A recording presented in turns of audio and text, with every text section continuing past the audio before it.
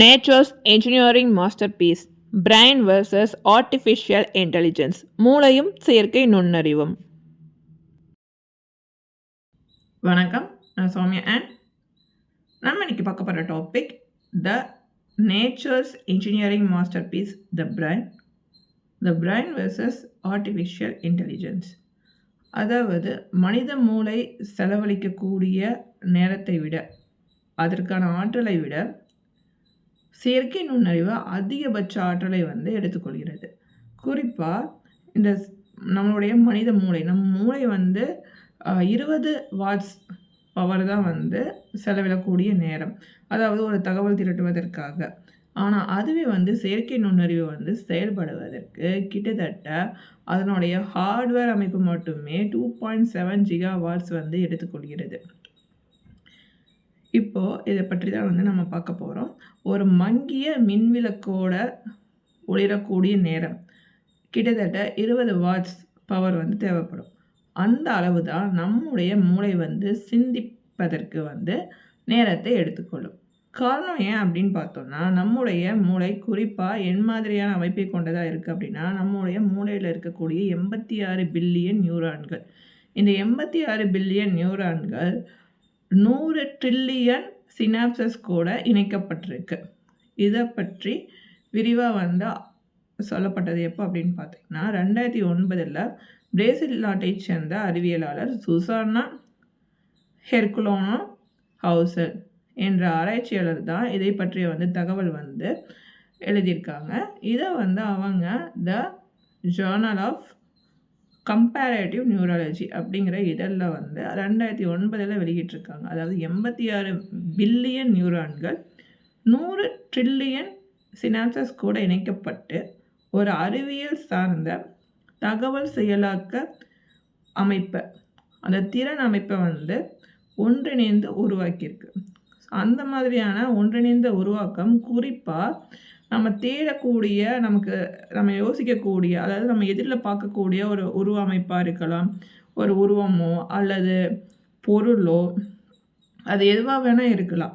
அப்போது நம்ம அந்த பார்வையின் போட்டு நம்ம பார்த்து அந்த பொருளை என்ன என்று உணரக்கூடிய அந்த தருணம், அதற்கு எடுத்துக்கொள்ளக்கூடிய அந்த நியூரான்கள் குறிப்பாக மூளையில் பல பகுதிகள் இருக்குது. எல்லா பகுதிகளுமே நம்ம தேடக்கூடிய தகவலுக்கு செயல்படுத்தப்படும் அப்படின்னா கிடையாது. எந்த பகுதி ஒவ்வொரு பகுதியுமே ஒவ்வொரு விதமான வேலையை செயல்படுத்துவதற்கும் சிந்திப்பதற்கும் ஏற்றவாறு தன்மை கொண்டதாக இருக்கும். அப்போது நம்ம பார்க்கக்கூடிய இப்போது நம்ம ஒரு புகைப்படம் பார்க்குறோம், அந்த புகைப்படத்தில் இருக்கக்கூடிய நபரை அடையாளப்படுத்தக்கூடிய தேவை இருந்தால் மட்டும் அப்போ அதற்கான பகுதி மட்டும் வேலை செய்யும். அந்த பகுதியில் இருக்கக்கூடிய நியூரான்கள் மட்டும் தூண்டப்பட்டு தகவல் பரிமாற்றப்பட்டு இந்த நபர் யார், என்ன என்பதை பற்றிய விவரத்தை நம்ம சிந்திக்கக்கூடிய தன்மையை நமக்கு ஏற்படுத்தும். அந்த காரணத்தினால நம்ம குறைந்த அளவு தான் மூளையை நம்ம செயல் ஆக்குவதற்கு நம்ம பயன்படுத்துகிறோம். அதிகபட்சமாக நம்ம செலவிடுவது கிடையாது. ஏன்னா நம்ம நம்மளோட நினைவாற்றலை ஏற்கனவே சில தகவல் சேமிக்கப்பட்டிருக்கும். அந்த சேமிக்கப்பட்ட தகவலை மீட்டெடுக்கக்கூடிய தன்மை மட்டும்தான். அப்போது நம்ம என்ன செய்கிறோம் அப்படின்னா, நம்ம மூளை என்ன மாதிரியான கட்டமைப்பு கொண்டு இருக்குது அப்படின்னா, அந்த நினைவாற்றல் காரணமாக அது தொடர்பாக இது என்னவா இருக்கும் அப்படின்னு பகுத்துணர்ந்து தகவலை நமக்கு வேதியியல் சமிக்ஞைகள் மூலமாக செயல்படுத்தி தகவலை கொண்டு போய் சேர்க்குது. அப்போ அது உடனுக்குடன் ஃப்ராக்ஷன் ஆஃப் செகண்ட்ஸில் நான் அந்த நம்பருக்கு அதை பற்றிய தகவல் திரட்டி கிடைக்கும். இதுதான் நம்ம மூளையில் நடக்கக்கூடிய ஒரு விஷயம். இப்போ இதற்கும் செயற்கை நுண்ணறிவுக்கும் இடையில் இருக்கக்கூடிய வித்தியாசம் என்ன அப்படின்னு பார்த்தோம்னா, செயற்கை நுண்ணறிவு பொறுத்த வரைக்கும் நிறைய தகவல்கள் திரட்டப்பட்டு கொடுக்கப்பட்டிருக்கும்.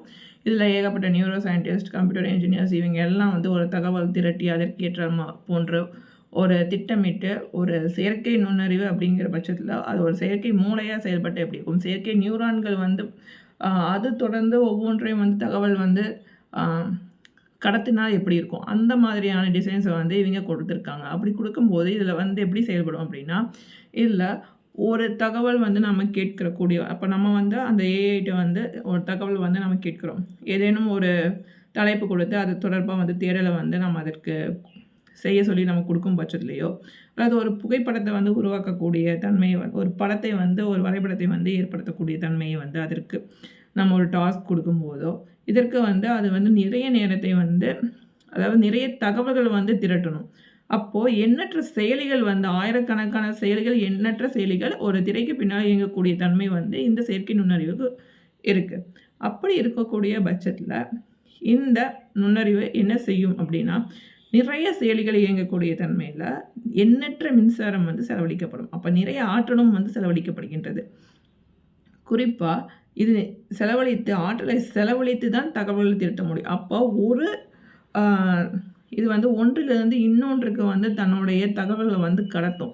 அப்போது எதில் வந்து அந்த தகவல் வந்து இருக்கோ அதிலேருந்து அந்த தகவலை வந்து கேப்சர் பண்ணி ட்ரான்ஸ்ஃபர் அப்போது அதுலேருந்து தகவல் வந்து ட்ரான்ஸ்ஃபர் பண்ணுறது அப்போ தான் வந்து அந்த நபருக்கு வந்து அந்த தகவல் வந்து கிடைக்கும். இதற்கு இடைப்பட்டதில் ஒன்றிலிருந்து அடுத்துலேருந்து இன்னொன்றுக்கு இந்த மாதிரி வந்து கண்டினியூவஸாக வந்து அது தகவலை வந்து அனுப்பிகிட்டே இருக்கும். அப்படி அனுப்பும்போது தான் எதில் வந்து அதற்கேற்ற தகவல்கள் இருக்கோ அந்த தகவல் வந்து அவங்களுக்கு கிடைக்கும். அப்போ நிறைய செயலிகள் வந்து இதற்கு பின்னால் இயங்கக்கூடிய தன்மை கொண்டதாக இருக்கும். அதுவே மனித மூளை பொறுத்த வரைக்கும் மூளையில் இருக்கக்கூடிய பல பகுதிகளில் எந்த பகுதி என்ன செயல்பாட்டுக்கு அப்படிங்கிறது இருக்கும். அப்போது குறிப்பிட்ட பகுதி மட்டும் தூண்டப்பட்டு அந்த பகுதியில் இருக்கக்கூடிய தரவு வந்து கிடைக்கும்.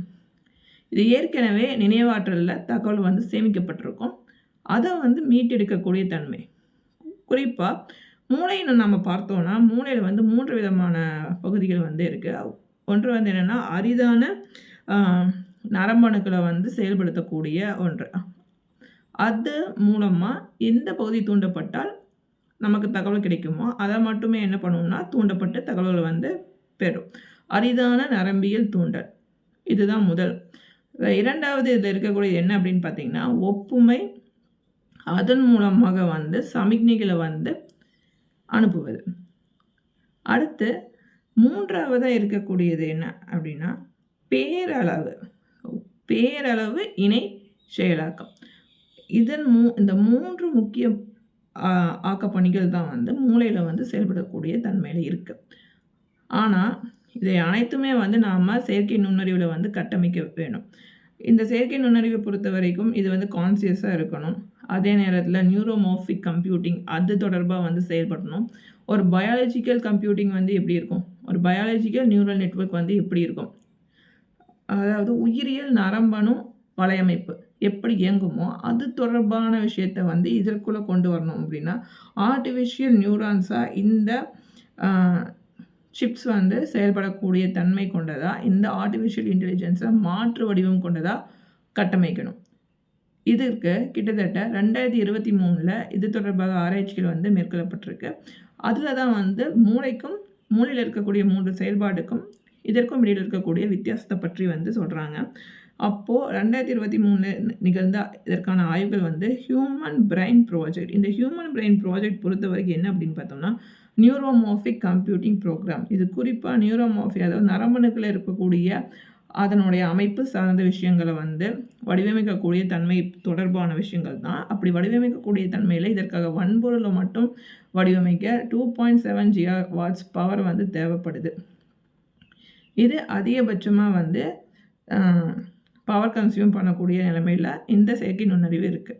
அதுவே மனித மூளை தகவல்களை திரட்டுவதற்கும் செயலாக்குவதற்கும் அது நரம்பியல் கடத்திகள் வந்து தகவல்களை பரிமாறுவதற்கு கிட்டத்தட்ட 20 வாட்ஸ் பவர் மட்டும்தான் வந்து எடுத்துக்கும். ஸோ இந்த மாதிரியான தன்மை தான் வந்து இருக்குது.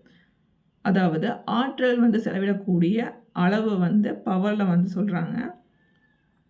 அடுத்து இது தொடர்பாக பார்த்தோம்னா 2024 வந்து சர்வதேச எரிசக்தி முகமை மற்றும் உலகளாவிய தரவுகள் அந்த மையங்கள் வந்து வெளியிட்ட ஆய்வறிக்கையின்படி என்ன அப்படின்னா 415 டெராவாட் அளவு வந்து மின்சாரம் செலவழிக்கப்படுகின்றது இந்த செயற்கை நுண்ணறிவு.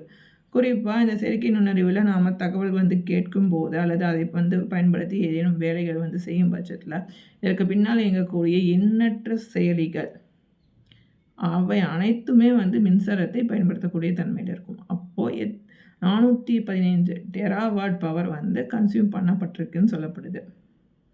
ஸோ இதற்கிடையில் பார்த்தோம்னா நியூரோமார்ஃபிங் கம்ப்யூட்டிங் தொடர்பாக இந்த நியூரோமார்ஃபிங் அப்படிங்கிற அந்த நரம்பணுக்களை பயன்படுத்தி ஏற்படுத்தக்கூடிய வலையமைப்பு. இதில் இருக்கக்கூடிய உயிரியல் நரம்பியல் வலையமைப்பு. இதற்காக ஒரு சிப்ஸ் வந்து டிசைன் செய்யப்பட்டிருக்கு. இது யார் செஞ்சுருக்காங்க அப்படின்னு பார்த்தோம்னா, கலிஃபோர்னியா இன்ஸ்டிடியூட் ஆஃப் டெக்னாலஜியை சேர்ந்த என்ஜினியரான கார்வர் மேட். இவர் தான் வந்து இதை வந்து வடிவமைத்திருக்காரு. அதுவும் வந்து IBM ஆராய்ச்சி மற்றும் இன்டெல் ஆய்வகத்தோட உதவியால். இவங்க வடிவமைத்திருக்கிறது என்ன அப்படின்னு பார்த்தோம்னா, ட்ரூ நார்த் மற்றும் லோஹி. இந்த ட்ரூ நார்த் அப்புறம் இந்த லோஹி இது குறிப்பாக என்ன மாதிரியான ஆராய்ச்சிகளை வந்து வடிவமைப்பதற்காக இந்த சிப்ஸ் வந்து டிசைன் செய்யப்பட்டிருக்கு அப்படின்னா, இது வந்து ஒரு ஆர்டிஃபிஷியல் நியூரான்ஸ் மாதிரி ஆக்டிவேட் ஆகும். அதுவும் நியூரோமோர்ஃபிங் கம்ப்யூட்டிங் பேஸ் பண்ணி தான் இது வந்து இயங்கும். இது ஒரு பயாலஜிக்கல் நியூரல் நெட்வொர்க்காக வந்து செயல்படுத்தக்கூடிய தன்மை கொண்டதாக இருக்கும். இன்னுமே வந்து சரிவர தீர்வு கண்டுபிடிக்கப்படாத மூளையில் இருக்கக்கூடிய செயல்பாடுகளான கான்சியஸ்னஸ், அதாவது ஒரு நபரோட நினைவாற்றல், அதுக்கப்புறம் ஒரு நினைவு ஆற்றலை பயன்படுத்தி அவர்கள் எப்படி வந்து தன்னுடைய நினைவுகளை வந்து மீட்டெடுக்கிறாங்க, அது என்ன மாதிரியான தகவல் வந்து பரிமாற்றம் வந்து நடக்குது, நரம்பணுக்களுக்கும் இடையில் இருக்கக்கூடிய தகவல் பரிமாற்றம் என்ன மாதிரியான இருக்கும், இதற்கான ஆராய்ச்சிகள் வந்து இன்னுமே வந்து சரிவர தகவல் வந்து நமக்கு கண்டறியப்படவில்லை.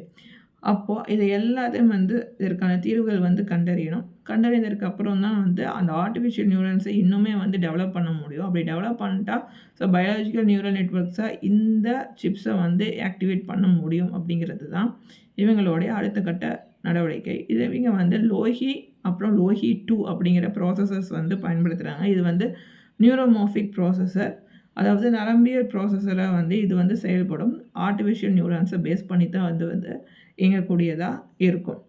இந்த ஆர்டிஃபிஷியல் இன்டெலிஜென்ஸ்க்கும் இந்த ஆர்டிஃபிஷியல் நியூரான்ஸ்க்கும் இடையில் இருக்கக்கூடிய வித்தியாசம் என்ன அப்படின்னு பார்த்தோம்னா, இந்த ஆர்டிஃபிஷியல் இன்டெலிஜென்ஸில் வந்து நம்ம தகவலை வந்து தேடி கண்டுபிடிக்க சொல்லி நம்ம இதற்கு வந்து ப்ராசஸிங் வந்து நம்ம கொடுப்போம், டேட்டாஸ் கொடுப்போம். அதில் வந்து இது வந்து நமக்கு வந்து என்ன செய்யும் அப்படின்னா, இது சரியா தவறா அப்படின்னு சொல்லி நமக்கு இந்த மாதிரியான கேள்வியெல்லாம் எழுப்போம்.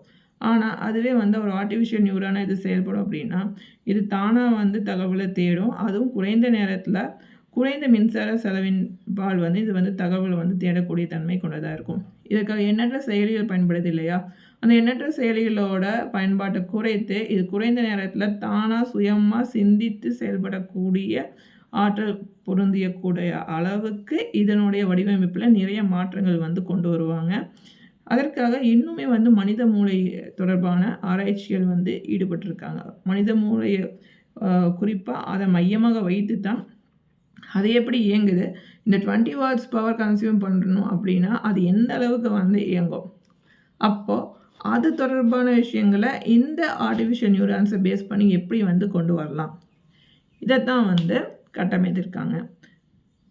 இதே நேரத்தில் டாக்டர் கொபேனா போஹானா அப்படிங்கிற ஸ்டான்ஃபோர்ட் யூனிவர்சிட்டியை சேர்ந்த ஆராய்ச்சியாளர் என்ன சொல்கிறாங்க அப்படின்னா, இந்த மூளை தான் வந்து இருக்கக்கூடிய தகவல் கட்டமைப்பு, அதுவும் தகவல் வந்து திரட்டுவதற்கான திறமையை வெளிப்படுத்துவதற்கான ஒரு மிகப்பெரிய மாஸ்டர் கிளாஸாக செயல்படக்கூடிய ஒரே ஒரு விஷயம் மூளை தான் அப்படிங்கிறத சொல்கிறாங்க. இதை பொருட்டு வந்து மூளை வந்து மிக பெரும் வேலையை வந்து செய்யக்கூடியதாக இருக்கும், ஆற்றல் பொருந்தி இருக்கக்கூடியதாக இருக்கும். அதை மையமாக கொண்டு உருவாக்கக்கூடிய செயற்கை நுண்ணறிவு எதிர்காலத்தில் என்ன மாதிரியான மாற்றங்களை வந்து ஏற்படுத்தும் அப்படின்னா, இதில் வந்து புதுவிதமான மருத்துவ சாதனங்களாக இருக்கலாம், அப்புறம் சில சாதனங்கள், இவை அனைத்துமே வந்து எதிர்காலத்தில் ஒரு மிக பெரும் செயற்கை நுண்ணறிவு புரட்சியை வந்து ஏற்படுத்தக்கூடிய தன்மை கொண்டதாக இருக்கும். இந்த செயற்கை நுண்ணறிவு புரட்சியினால் ஏற்பட்ட மின்சார செலவினங்கள் தொடர்பான விஷயம்தான் 415 டெராவாட்ஸ் அளவில் மின்சாரம் வந்து செலவழிக்கப்பட்டிருக்கு. குறிப்பாக 2024 கணக்கெடுப்பின்படி. இப்போ நாம் இருக்கிறது 2026 ஜூனில். இப்போ இதற்கான தரவு திரட்டப்பட வேண்டியதாக இருக்கும். அடுத்தும் வந்து இன்னும் வந்து AI, AGI, ASI அப்படின்னு சொல்லி போகும்போது இன்னுமே இதனுடைய பவர் கன்சம்ஷன் லெவல் வந்து எந்த அளவுக்கு இருக்கும் அப்படிங்கிறது தெரியலை. இன்றைக்கி நாம் பிரைன் வெர்சஸ் AI பற்றி நம்ம பார்த்துருப்போம். இதில் மனித மூளை வந்து 20 வாட்ஸ் பவர் தான் கன்சியூம் பண்ணுது. அப்படி கன்சியூம் பண்ணுற 20 வாட்ஸ் பவருக்கு பின்னால் இருக்கக்கூடிய ஒரு விஷயம் என்ன அப்படின்னா, 86 பில்லியன் நியூரான்ஸ் வந்து 100 ட்ரில்லியன் சினாப்சஸ் கூட கனெக்ட் ஆகி ஒரு சயின்டிஃபிக் ஒரு மெத்தடாலஜியை க்ரியேட் பண்ணுது. அப்படி க்ரியேட் பண்ணக்கூடிய ஒரு விஷயத்தில் நமக்கு வேணுங்கிற விஷயத்தை மட்டும் ஒரு காம்ப்ளெக்ஸ் ப்ராப்ளமை சால்வ் பண்ணக்கூடிய விஷயத்த இந்த மூளை கொண்டதாக இருக்குது. அந்த மாதிரியான ஆற்றலை தான் இவங்க ஆர்டிஃபிஷியல் இன்டெலிஜென்ஸ்க்கு புகுத்தக்கூடிய தன்மையில் இவங்க ஆர்டிஃபிஷியல் நியூரான்ஸில் அடுத்த கட்ட வளர்ச்சிக்கு கொண்டு போகிறதா இருக்காங்க. இன்றைக்கி நாம் இந்த தகவலை பற்றி நம்ம தெரிந்து கொண்டோம். அடுத்து நம்ம வேற ஒரு டாபிக் பற்றி டிஸ்கஸ் பண்ணுவோம். இந்த வீடியோ பிடிச்சிருந்தால் லைக் பண்ணுங்கள், மறக்காமல் சேனலுக்கு சப்ஸ்கிரைப் பண்ணுங்கள். Signing also May bye. Thanks for வாட்சிங்.